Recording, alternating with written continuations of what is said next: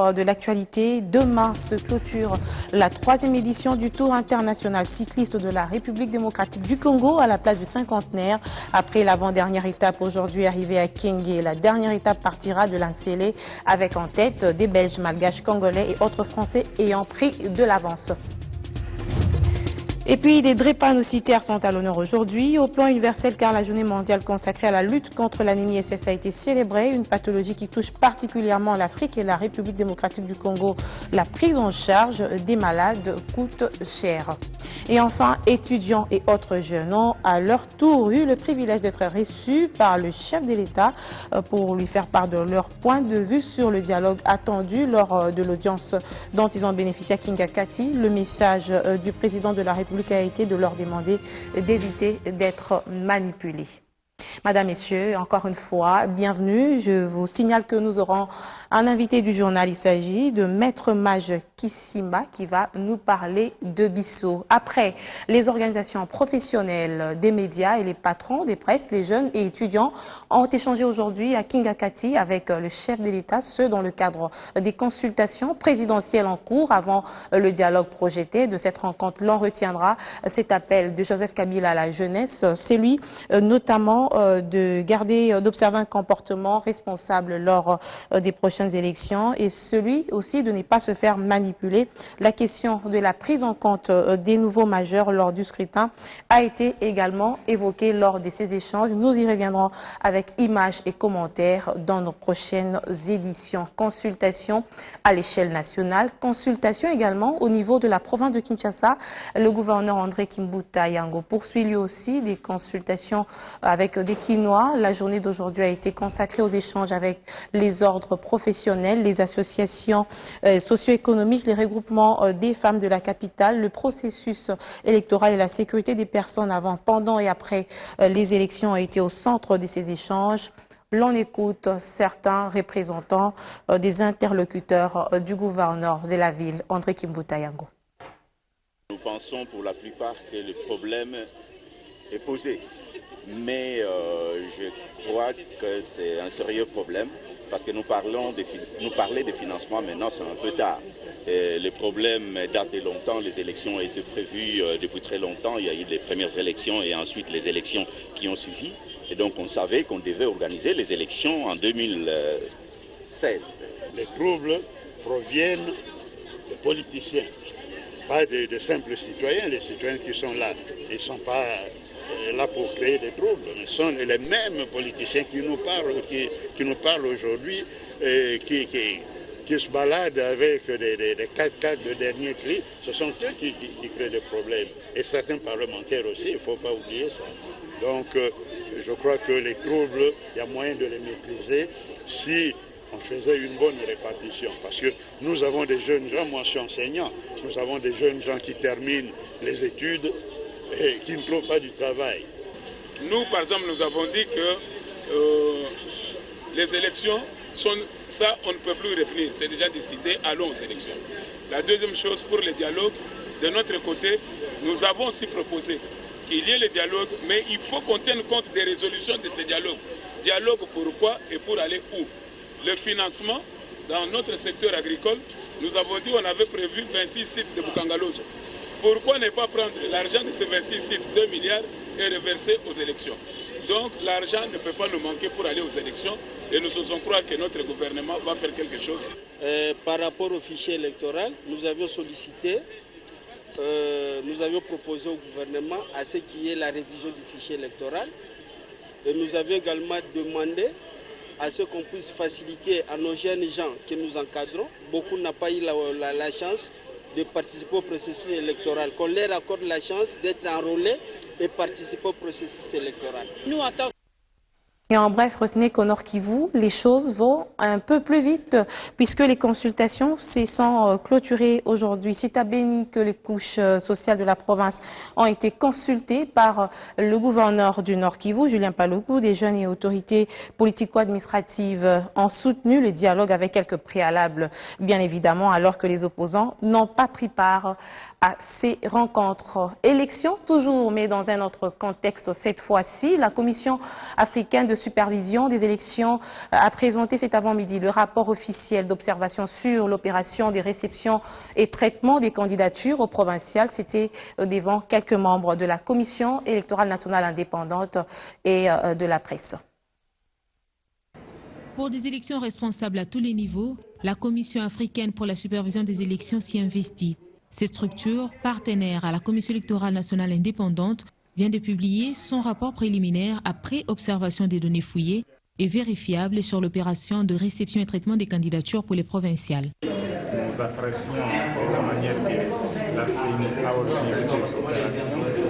Nous apprécions aussi la participation des acteurs politiques et aussi des indépendants pour leur implication, parce qu'il y a autant de candidatures que nous avons signalées. Bref, l'opération pour nous s'est déroulée dans la transparence. Nous demandons à la CENI de continuer à travailler dans ce sens pour que puisse organiser les élections crédibles et transparentes dans notre pays. Cette contribution citoyenne voudra inciter davantage une culture électorale pour des élections réussies. Un acte bien encouragé par la centrale électorale. Là, nous allons vraiment apprécier l'initiative qu'ils ont prise parmi les tout premiers à pouvoir nous faire l'évaluation de ce qu'ils ont observé sur le terrain lorsque nous avons lancé l'opération de collecte des candidatures dans les différents bureaux de l'RTC que nous avons implantés sur le temps de la République. Nous avons suivi avec beaucoup d'intérêt les observations qu'ils ont portées par rapport à ce qui concerne la commission électorale. Ces documents seront analysés à notre niveau, mais est-il que l'ensemble d'observations qu'ils ont portées fait déjà partie des observations partielles que nous avons menées, l'évaluation partielle que nous avons menée au niveau de la commission électorale. Les recommandations formulées s'étendent du gouvernement à la société civile, cette dernière qui ne doit pas céder à la manipulation. Lancement de la campagne de vulgarisation de la loi sur les violences sexuelles dans la ville de Kinshasa et pour le district de Lukunga, ce sont les étudiants de l'Institut supérieur pédagogique de la Gombe qui ont été édifiés sur ces lois par le cadre permanent des concertations de la femme congolaise CAFCO. Reportage Fifi Lupusa. Les membres du cadre permanent des concertations de la femme congolaise CAFCO initient des campagnes de vulgarisation de la loi sur les violences sexuelles. Ceci répond à un besoin, celui de combler le déficit sur la connaissance de la loi sur les violences sexuelles dans le chef de la population. La campagne s'étendra sur tous les districts de la ville-province de Kinshasa. Et pour le district de Lukunga, par où la campagne est lancée, les étudiants de premier graduat en sciences commerciales de l'Institut supérieur pédagogique ont été édifiés sur les articles 006/018 et 006/019 du 20 juillet 2006 sur les violences sexuelles. L'objectif de notre campagne est de vulgariser la loi sur les violences sexuelles auprès des hommes, des femmes et des jeunes, de pousser la population à dénoncer les cas de violences sexuelles et de les porter devant les cours et tribunaux, de créer des cellules d'écoute dans chaque district de Kinshasa pour donner la facilité aux différentes survivants ou survivantes de ces violences de s'exprimer. Cette campagne que nous lançons en ces jours est le témoignage de notre partenariat avec le ministère du Genre, Famille et Enfants. Jacqueline Rumbo, représentante de Madame le ministre du Genre empêché, n'a pas manqué de signifier aux étudiants le bien fondé de la connaissance de ces lois. La vulgarisation de ces lois permettra l'appropriation par toute la population en général et par la femme et jeune fille victime potentielle qui pourra ainsi faire valoir ses droits en les revendiquant, en les défendant et à se prémunir contre toute agression. Et les auteurs ou prétendants au forfait seront également informés sur les sanctions qu'ils encourent. Honorine Bokachanga, Maître Lisette Mavungu, intervenante du jour, ont prié les participants à cette conférence débat à étendre ce qu'ils ont appris dans leurs milieux respectifs. Et dans les faubourgs de la ville de Kinshasa, plus de 6000 visiteurs sont attendus à Ibi Village pour des journées portes ouvertes. C'est un rendez-vous vert qui se tiendra du 3 au 5 juillet sur le plateau des Batéké avec des partages d'expériences découvertes et exhibitions des connaissances dans ce secteur. Bibi Chungoua pour le reportage. Ibi Batéké, un rendez-vous vert de partage d'expériences, de visite, de la découverte du savoir et aussi de la vente des produits du terroir. Près de 6 000 visiteurs sont justement attendus à Ibi Batéké pour des journées portes vertes qui se tiendront du 3 au 5 juillet. 10 ans d'engagement dans l'aventure carbone inscrit dans un programme de développement rural, puis carbone agroforestier, 8 ans de la plantation des arbres et 6 ans des journées portes vertes. Le porteur du projet était face à la presse. Nous sommes déjà à la 6e édition et je peux vous garantir que chaque année, nous avons des étudiants qui sont dans les champs pour la première fois de leur vie. Et donc, ils découvrent un certain nombre de choses. Et donc, cet aspect de découverte est certainement une des motivations premières de notre démarche. La deuxième motivation, elle est, je dirais, basement commerciale. C'est-à-dire que nous avons des produits à vendre, de la farine de manioc, du macalac. Et puis, il y a une troisième motivation qui nous tient très à cœur aussi, qui est tout simplement la motivation de nos propres équipes. Puisque nous travaillons avec de nombreuses personnes. C'est une façon de rendre hommage à leur travail. Quel bilan tiré de l'édition précédente? Quelle nouveauté pour la 6e édition? Olivier Moucheté s'explique. Les grandes lignes, c'est surtout de continuer à fournir des efforts pour réussir à tenir le programme. Mais petit à petit, l'équipe se rôde et devient de mieux en mieux. Je pense que cette année-ci, le grand progrès qu'on fera par rapport à l'année dernière, c'est d'offrir un meilleur service d'accueil, de logement et de restauration pendant les portes vertes. Là, on a fortement accentué là-dessus, parce que l'année dernière, c'était un peu difficile. Étudiants, scientifiques, partenaires au développement, tous manifestent l'intérêt d'y être. L'année du sol, c'est le thème de la FAO pour cette année 2015, thème bien appréhendé par Ibi Village, un terroir peu fertile, assez dégradé. L'agroforesterie pratiquée ici vient répondre à ces situations à travers une gestion durable capable d'améliorer le rendement. Il m'a dit on aura 6 000 personnes. Ces chiffres encore, ils sont plus de 10 000 à travers le monde et plus de 330 000 en République démocratique du Congo. Eh bien, la journée mondiale des réfugiés sera célébrée demain 20 juin. Cette année, le thème est très interpellateur. Un réfugié est une personne ordinaire vivant dans une situation extraordinaire. Ils étaient près de 500 réfugiés venus participer à la célébration de la journée mondiale leur dédiée. Un chiffre dérisoire comparé aux 10 millions de personnes contraintes de quitter leur pays respectifs à travers le monde à cause de guerres, persécutions, terrorisme ou encore catastrophes naturelles. En RDC, ils sont près de 330 000 réfugiés venus de plusieurs pays de la région. Notre pays avait été secoué par la crise socio-politique. Nous avons été à la frontière centrafricano-congolaise et l'accueil était vraiment chaleureux de la part du gouvernement représenté par la CNR, c'est-à-dire la Commission nationale pour les réfugiés. C'était comme ça. Et je loue aussi l'hospitalité que la RDC a prouvée auprès de nous. Et cela prouve que vraiment il y a une parfaite relation entre notre pays avec la RDC. Si la RDC accueille de nombreux réfugiés de par son hospitalité, elle est aussi comptée parmi les pays qui ont de plus de réfugiés à travers la région. Plus de 450 000 personnes ont fui les territoires congolais suite au conflit armé. Notre haut-commissaire a fait un discours où il a dit qu'il est vraiment important de voir quelles seront les solutions parce qu'il y a des chiffres énormes de la déplacement à chaque jour. Et je vais vous donner ces chiffres. Mais il est important aujourd'hui que dans le monde entier, on essaie de se mettre ensemble pour voir comment mettre fin au conflit. Cette célébration se veut plutôt une journée de réflexion afin de prendre des dispositions en amont comme en aval pour le bien-être des réfugiés. Visiblement, c'est un journal des chiffres. L'on estime à 50 000 naissances homozygotes et des décès dus aux complications liées à la drépanocytose. Cela essentiellement chez les enfants de 0 à 5 ans et chez les femmes enceintes en République démocratique du Congo. C'est une situation qui nécessite le renforcement des politiques adoptées dans la lutte contre cette maladie. Et ce qui a poussé ce vendredi différentes personnalités combattantes de la drépanocytose de se réunir sur la place échangeur en vue de peaufiner des stratégies pour lutter contre cette maladie en République démocratique du Congo. Cédric Ebondo pour le reportage.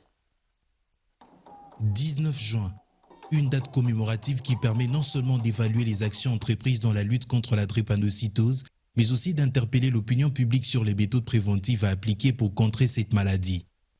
La drépanocytose, une pathologie génétique héréditaire qui cause la mort de plus d'un individu à travers le continent africain, et cela par ignorance et déficit communicationnel. Cette journée mondiale s'inscrit dans le cadre des recommandations de l'Organisation mondiale de la santé, dont les triples objectifs prioritaires sont: primo, inventorier les interventions prioritaires pour permettre aux États membres d'élaborer et de mettre en œuvre des politiques et des programmes de prévention. Segundo, offrir une plateforme pour les plaidoyers en faveur de l'allocation de ressources accrues. Tertio, enfin, mettre en place des mécanismes pour le suivi, l'évaluation et la recherche sur la drépanocytose. Comme vous le savez, la drépanocytose est une maladie qui est ignorée et négligée dans notre pays. On profite dans le cadre de cette journée faire une grande sensibilisation, sensibiliser les gens à se dépister, à connaître cette maladie et à transmettre l'information à la population. C'est ça le sens que je donne à cette journée. Occasion saisie par les participants à cette rencontre de donner bénévolement de leur sang afin d'aider les drépanocytaires, souvent victimes de anémies. J'ai donné gratuitement mon sang pour aider les drépanocytaires en besoin. Et par ces gestes, je pense participer à la diminution du taux de mortalité. Dans le souci d'atteindre un plus grand nombre de la population quinoise, le centre hospitalier Moncolé, l'un des organisateurs de cette manifestation, a déployé les sensibilisateurs même dans le transport en commun. Les gens se sont intéressés, plusieurs personnes voulaient vraiment comprendre aussi c'est quoi vraiment la drépanocytose, parce que dans notre pays, nous savons bien que les gens remettent cette maladie souvent comme un sort jeté à la famille et tout. Les gens étaient vraiment intéressés, ils ont même dit qu'on devait répéter ces choses régulièrement pour que les messages puissent passer vraiment chez toute la population. Dépistage précoce et néonatal, 2 moyens efficaces pour prévenir la drépanocytose et garantir un avenir meilleur aux générations futures. À la fin de ce journal, nous vous proposerons un dossier sur la drépanocytose. Et certains de ces drépanocytaires recourent notamment aux suppléments alimentaires qui ne sont pas à confondre avec des produits pharmaceutiques, et leurs maisons des ventes ne sont pas des hôpitaux, il faut qu'on se le dise, voilà, qui justifient des séances, des sensibilisations auxquelles ça donne ces officines. Sur instruction du ministère de la Santé, ces maisons resteront fermées conformément aux normes. Poursuite des séances de sensibilisation sur les suppléments alimentaires.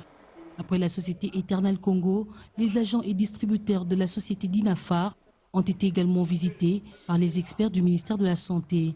Au cours de cette rencontre, le ministère de la Santé publique rappelle que les maisons des ventes de suppléments alimentaires ne sont pas des hôpitaux. Ils restent certes fermés, mais ces derniers devront se conformer aux instructions avant de reprendre les activités. Parmi ces directives, on note des activités de sensibilisation. On ne peut pas prendre les malades et les amener pour être traités au niveau des maisons des compléments alimentaires. Et ces maisons, les autorisations qu'ils ont, ce sont des autorisations de vente des compléments alimentaires. Et le ministère de la Santé demande à tous ceux qui vendent les compléments alimentaires qu'ils puissent cesser d'arnaquer la population, donc d'utiliser ces appareils-là. Les compléments alimentaires ne sont pas des médicaments, ce sont des produits qui viennent compléter les régimes alimentaires. Et enfin, nous disons que ces compléments alimentaires ne viennent pas non plus remplacer les régimes alimentaires.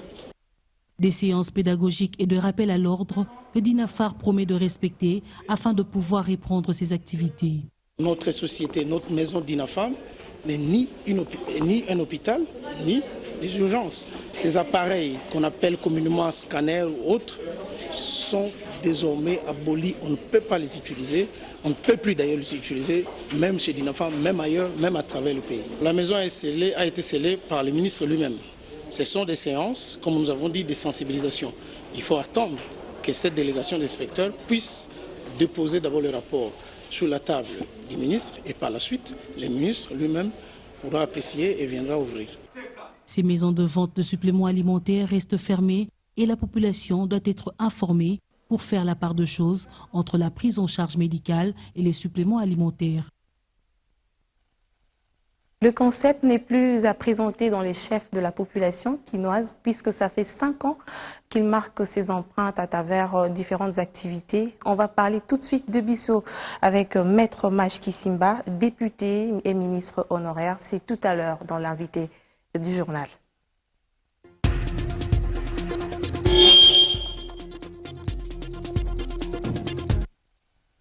Maître Maj Kissimba, député et ministre honoraire, bienvenue sur ce plateau. Merci madame, bonsoir. Ça fait près de 5 ans que vous suivez de près Bisso, qui est un concept de campagne de civisme et au patriotisme par rapport à la population congolaise. Et cette année, l'édition a été marquée sous le thème Bilokona Bisso. Quand on dit Bilokona Bisso, à quoi ça renvoie ce thème? Merci. Avant de répondre à cette question très importante, j'aimerais d'abord vous remercier Biwan pour l'invitation, au travers de votre personne. Également remercier le comité Bisso qui, pour une seconde fois, me charge à ce moment stratégique de la campagne de venir apporter des précisions sur des événements majeurs qui vont se dérouler dans le cadre de cette campagne. Également tout le comité Bisso qui travaille depuis plus d'un mois au Forum Moulin et j'aimerais vraiment le remercier pour ce projet important. Votre question porte sur Bilokona Bisso. C'est ce qui nous appartient, c'est ce qui marque notre particularité, c'est ce qui marque notre singularité, c'est ce qui fait que le Congo est Congo et n'est pas un autre pays. C'est ce qui permet que nous puissions avoir notre histoire, ce qui a construit notre histoire et qui va nous permettre de nous projeter demain dans l'avenir. Donc il est très important, par cette prise de conscience, de savoir que ce que nous possédons, nous devons conserver cela et bien sûr pour les transmettre aux générations futures. C'est un travail de longue haleine? Oui, c'est un travail de longue haleine. Vous l'avez dit, nous sommes à la 5e édition de cette campagne, campagne Bisso, Bilokona Bisso. Cette campagne, je pense, permettra de réveiller les consciences et de nous faire prendre conscience, effectivement, autorisez-moi la tautologie, que ce pays, c'est dans l'unité, en dépit de la diversité, que nous allons le hisser là où il doit se trouver. Tout à fait. Alors cette année, vous êtes au courant des activités puisque vous êtes ami de Bisso et partenaire, pourquoi pas. Qu'est-ce qui est prévu pour marquer, évidemment, pour appeler cette population à la conscience? Effectivement, demain samedi, dès 7 h, nous avons une activité, Bopetona Bisso, c'est Salongo, à partir de 7 h, à la place Delvaux, au niveau de Delvaux, où nous allons nous retrouver effectivement pour donner l'exemple, parce que ce n'est pas en balayant une fois en passant, c'est plutôt inciter la population à s'approprier certaines valeurs, certains actes, et bien sûr dans leur quotidien à vivre de cette façon. Également, il y a une activité le dimanche à 16 h, ça sera l'espace B1, avenue Kokolo 28, à Bizapigeon, et pour cela, je crois que les invitations ont été distribuées. Okay. Et ce sera une soirée culturelle. J'aimerais quand même revenir sur Bopetona Bisso. Une portion, c'est Delvaux. On a une grande ville de Kinshasa. Est-ce qu'il y aura finalement l'impact? Oui, nous pensons que cela pourrait susciter des émulations, pourrait également encourager d'autres personnes dans leur milieu naturel, pas seulement à Kinshasa, ceux qui nous suivent au travers tout le pays pourraient suivre cet exemple. Et nous pensons que des valeurs telles que les valeurs de propriété peuvent nous servir dans ce pays, dans cette ville de Kinshasa. Maître Maj Kissimba, un dernier mot pour vous résumer. J'invite toutes les bonnes volontés à se joindre à l'action Bisso. C'est un projet très important pour le pays. C'est un projet qui permet effectivement que le Congo se prépare aux années à venir pour son émergence. Merci d'avoir répondu à notre invitation de ce soir. Je rappelle 2 activités majeures. Demain, le Salongo au niveau de Delvaux, ainsi que la soirée culturelle dont les invitations ont déjà été distribuées. Prenez donc rendez-vous avec Bisso pour ces 2 grandes rencontres.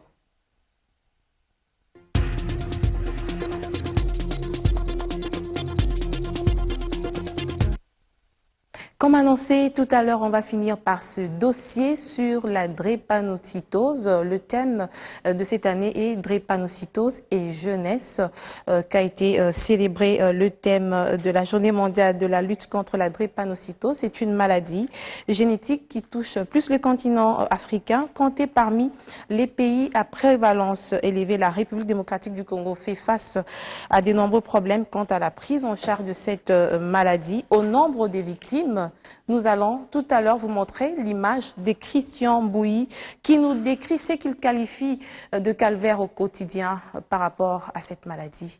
On l'écoute dans ce dossier proposé par Cédric Ebondou.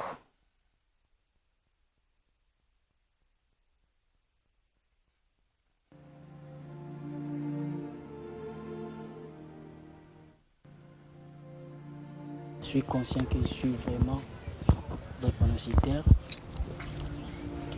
Toujours dans la famille, il y a 11 enfants. Dans les années 97, 98, j'ai été surpris.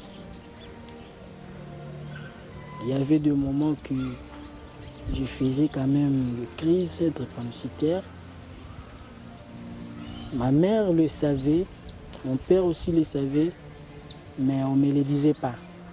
Tant que deuxième nabiso ya famille a Koufi, ndé bayo yebisanga kemo, mon indé grand frère na yo a Koufi, vous aussi vous faites partie de cette.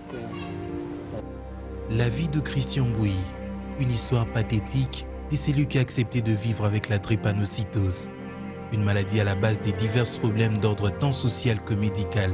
Pour vivre la maladie oyo, envers nos parents,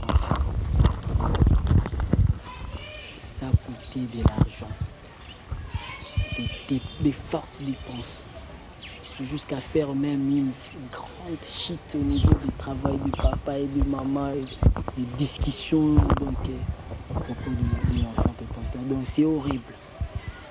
La minute, donc, mon oiseau capacité. Mes coups, colonne vertébrale, tout. Donc, comme ce que tu fais, même couper manaïe, respiration, est comme difficile. Mais c'est horrible.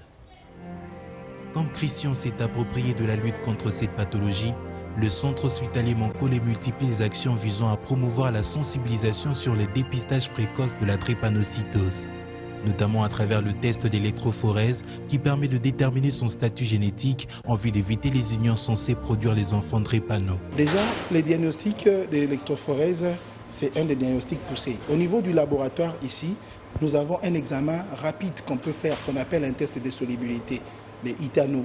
Il est rapide, mais ce n'est pas un test de certitude. Mais aussi, nous avons toute la panoplie des autres méthodes de diagnostic. À part la méthode de pH alcalin, nous avons aussi une autre méthode un peu plus sophistiquée dans les gènes, c'est l'iso-électrofocalisation.